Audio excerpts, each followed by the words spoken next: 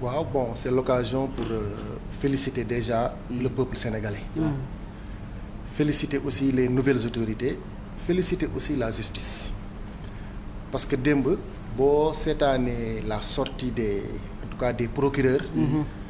da ngay xam ni Sénégal léegi ci wàllu justice on a une justice indépendante. loolu ngay jàpp da ngay xam ni démb aussi boo xoolee réseaux sociaux yi. dafay mel ni li ñu doon jooy naan la justice doit être rendue au nom du peuple. ci réseaux sociaux da ngay sentir ni peuple bi dafa mel ni dañu am benn satisfaction donte sax dañuy doog a démarrer. amaguñu en tout cas les résultats qu'il faut mais da ngay sentir un peuple boo xamante ni vraiment dafa am satisfaction totale comme ni ma ko waxee sànq. mu nekk loo xamante ni lu am solo la ça veut dire quoi ça veut dire que justice bu jouer rôle ba nga xam ni war na koo jouer. dafay sax réconcilier un peuple. gis nga boo fàttalikoo Sénégal li fi jot a xew yëpp xam nga lu ko waral c'est parce que y avait une justice qui était en synchronisation avec l'exécutif. mais tey boo xoolee pool bi nga xamante ni génn na démb ci seen communication ak surtout humanisme bi nga xamante ni def nañ ko par rapport ak ñi nga xamante ni ñoom la ñu. ciblé dégguloo fenn ñu tudd tur. ndax seetlu ngeen loolu. waaw c'est vrai. c'est important à chaque fois aussi da ngay sentir même bu fekkente ni wax nañu un fait dañuy am réserve dañuy bàyyi nit ki mu am benn genre présomption d'innocence. mu nekk loo xamante ni c'est extrêmement important. déjà par rapport ak profil yi déjà ñun ñu dëkk Thiès par exemple pour ne pas le personnaliser xam nañ bu baax kan mooy Ibrahima Ndoye. mu nekk koo xamante ni ñun ñu dëkk Thiès xam nañ ko bu baax a baax pour ne pas entrer dans les détails. mu nekk une personne effectivement mu nekk une personne imperturbable. boo interroger un peu trajectoire am rek da ngay xam ni nekk na koo xamante ni. même Cheikh Béthio Thioune moo ko amee woon. comment dire Karim Wade je crois aussi. exactement donc moom boo xoolee trajectoire am da ngay xam ni moom c'est quelqu'un boo xamante ni il est autonome quoi c'est une personne intègre. même état bi nga xamante ni wala autorité yi nga xamante ni ñoo nekk en place du ci am kenn koo xamante ni mën nga ko perturber. il fait son travail en toute autonomie. donc là on félicite qui on doit féliciter les nouvelles autorités.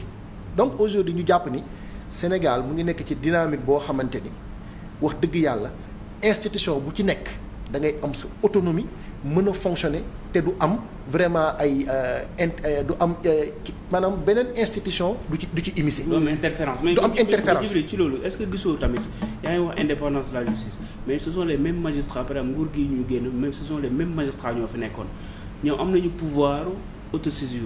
te rapport bi mu ngi génn en août 2022.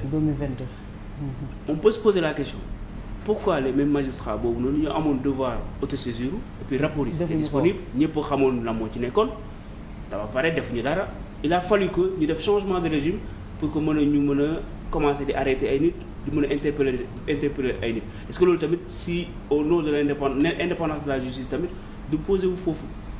waaw xam nga dafa am loo xamante ni a priori faaw ñu xam ko. tout est question de leadership gis nga olof dina wax naan tegale. bu weŋee rek ca bu njëkk ba la. da nga wax ji. li ngay expliquer nii boo xoolee loolu c'est par rapport ak rapport Cour des comptes bi la. waaw xam nga Covid bi biñ koy tegee ci table gars yi. Cour des comptes bi laa wax. Cour des comptes bi voilà. moom mooy affaire Covid bi. voilà mooy rapport yi xam nga boobu comme ni nga ko waxee c'est depuis août. 2022 lañ ko tegoon sur la table. mais quand même. ne soyons pas amnésiques ku nekk dégg na le président de la République Macky Sall à l'époque lu mu wax am na ay dossiers yoo xamante ni moom moo ciy teg kuddam. waaw mais je veux dire le magistrat il est indépendant ba pare aussi tamit am na sur l'opportunité des faits magistrat bi mën na autosaisir. pourquoi ils avaient pas exactement am nañ pouvoir boobu. te man bu fekkee pouvoir yi comme que dañuy wax dafa séparé wu pour man kenn mënu leen ko reprocher. waaw xam nga yow yaa ngi ci régime sortant loolu laa lay wax. xam nga dañu amoon un exécutif boo xamante ni dafa nekkoon en synchronisation avec l'exécutif dafa immiscé woon ci les affaires judiciaires loolu ku nekk xam na ko. donc boobu magistrat yi amuñu woon kii nga bëgg a wax amuñu woon indépendance. déggoo ma ni man li ma jàpp mooy. gis nga magistrat yi à l'époque dañu nekkoon di liggéey en synchronisation avec l'exécutif à l'époque loolu ku nekk xam na ko on n'a pas besoin de prendre des gants pour le dire. mais ce sont les mêmes magistrats. ce sont les mêmes magistrats mais am na ci biir magistrat yi ñoo xamante ni seen intégrité démb ak seen intégrité yi ça reste intact dara changé wu ci. kon Djibril da nga am yaakaar ne les assises de la justice yi ñu defoon am na ci impact. waaw en tout cas ce que je veux dire. par rapport ak changement bi am nii. waaw xam nga la laa jàpp tey Sénégal dañoo am ay leaders yoo xamante ni tey de nouvelles autorités yoo xamante ni ñoom la question de la justice dafa nekkoon une promesse électorale boo xamante ni dañ ko war a satisfaire parce que tey dégg nga keroog premier ministre mu ne la dossiers yi fi jaar yépp amu ci benn boo xamante ni man immiscé wu naa ci au contraire dama koy dégg maag population yi ñoo koy gisuloo ci réseaux sociaux. mais boo continuer après am na lu ñu ci teg. dégg nga wax waaw mais daf ne léegi nag dinaa impliqué wu. waaw loolu dinañ ci ñëw. parce que aussi suspect. Non c'est pas suspect xam nga lu tax. mu ci impliqué wu mbaa on va pas retomber dans les mêmes travers. non parce que mooy li ma la sànq rek gis nga tout est question de leadership ku nekk tey xam na ni. Ousmane Sonko ak Bassirou Diomaye Faye sañuñu di foyer la justice. parce que les mêmes causes vont toujours produire les mêmes effets. gis nga tey Sénégal on a un peuple très très averti. gis nga peuple bi tey ànd ak les nouvelles autorités ce même peuple là demain ñoo mën a ñëw tourner le dos en tout cas à ces nouvelles autorités là. pour ce faire pour que tey harmonie bi nga xamante ni pour que tey collaboration bi nga xamante ni am na entre les nouvelles autorités et le peuple mën a continuer. il faut que ñu reste dans cette dynamique de jubal jubanti là et à tout point de vue cette justice là quel que soit alpha dañoo war a sentir mu autonome te boobu ba léegi ci lañ nekk boo fàttalikoo ci biir campagne électorale bi c'est la première fois nga dégg di alerter un ministre de la justice c'est la première fois parce que tout simplement jàppoon na ni en tant que chef de parti en tant que parti au pouvoir dañoo dem sur le terrain mais dañ leen di salfaañe te ministre de la justice deful la pas ministre de l'intérieur deful la mu war a def. c'est une première non n'est-ce pas. deuxièmement boo dee assemblée nationale aussi ba ci biir assemblée nationale boo fàttalikoo bi ñuy élire bureau assemblée nationale boo fàttalikoo ki njëkk a jóg kaas par rapport ak un dysfonctionnement c'était Guy Marius Sagna mi nga xam ne seen biir la nekk. c'est une première. donc da ngay gis ay faits yu bare yoo xam ne boo ko tegee da ngay xam ne y a une rupture ci côté justice bi loolu moom franchement ku nekk war na ko mën a xam démb nag encore une fois pour revenir ñi ma gis démb sénégalais yi encore une fois c'est des gens avertis ku leen déglu. xam ni propagande bi tamit ci internet bi bëri non bon. non gis nga tey. heureusement ou malheureusement aujourd'hui ak stratégie boo mënta jël.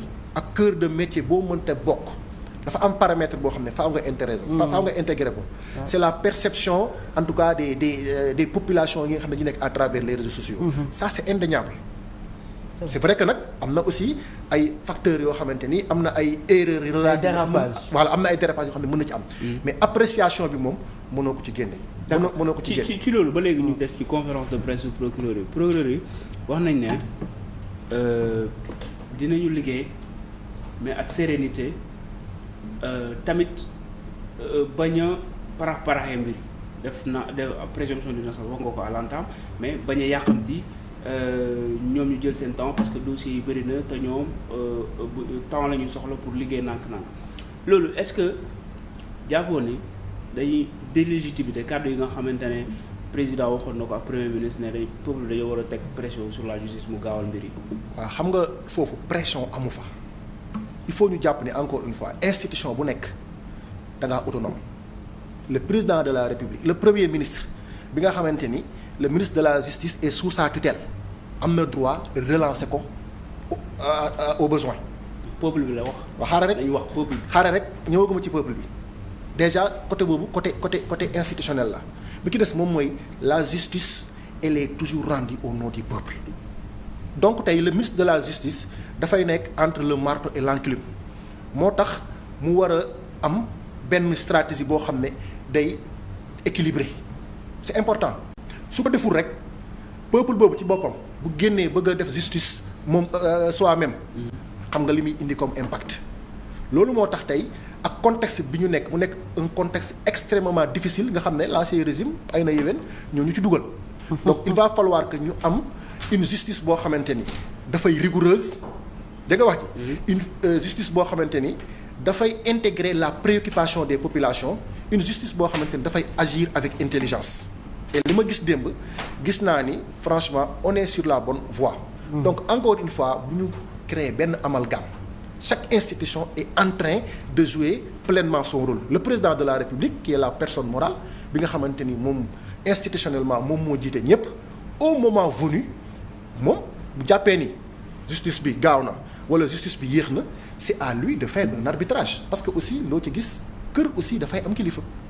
Donc bu ñu créer amalgame naan dafa am pression wala non non non la justice est en train de fonctionner correctement la justice doit être rendue au nom du peuple. Le premier ministre en tant que en tout cas ki nga xamante ni moom mooy supérieur hiérarchique gu justice bi en fait je veux dire le ministre de la justice. bu ko waree relancer da koy relancer parce que il est sous sa tutelle. Le président de la République aussi il est à côté s'il pense que justice bi ni mu war a doxewul noonu en toute autonomie il prend ses responsabilités. D'accord. Voilà. D'accord. En tout cas daal je sais pas si.